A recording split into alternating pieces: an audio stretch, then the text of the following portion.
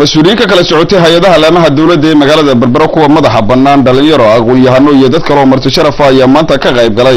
كل بلارن واي كغيب غدني دليرة مقالة بربرو اللي جهل لاي شغلات دليرة دلك الجمهورية الصومالي اللي هيستي سيابها اللوجا بحكرو كل أن كانوا يسوق من غابين أورك دليرة الشغدون هي لوجا قبتوت البرواقي مقالة بربرا مسؤولين تكسوا غير بش مناسبات داسية فكروا يهذا لك ردوان كسو شيء سي حلبان علي حاج أحمد ويسوق هالكاس كهذا وكم إذا حلبان هذا جراه الدجان كبربرا أي وها وكورنا كلنا كان يهم يده ولا هاي سوق سوى إنه قوم هالنقاي عد كستوه كغيب قاضتي.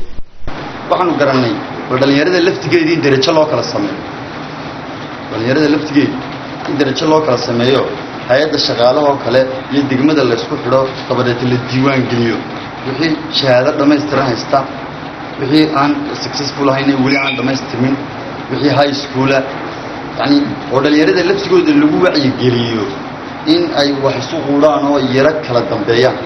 waxaa iyaguna dhankooda halkaas hadal la ka soo jeediyay mas'uuliyiin ka socotay ururka shaqo doonay munaasabadaasi soo qaban qaabiyay iyo professor iyagu ku hadlay afka jaamacadda Goris University qaybteeda Berbero iyaguna soo bandhigay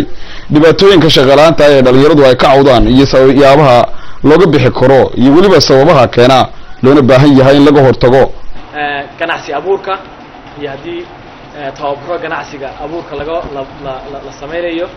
iyo hadii la sameeyo hay maalgelin fikradaha ganacsiga wax kale muhiim ah aan sameeyna waxa weeyaan technology waxaan u barbaarigaynaa systems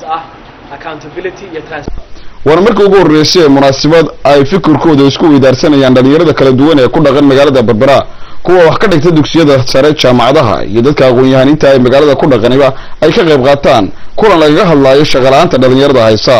iyo siyaabaha looga bixi karo. Mukhtaar Cabdiraxmaan Maxamuud, telefishinka qaranka Somaliland, Berbera.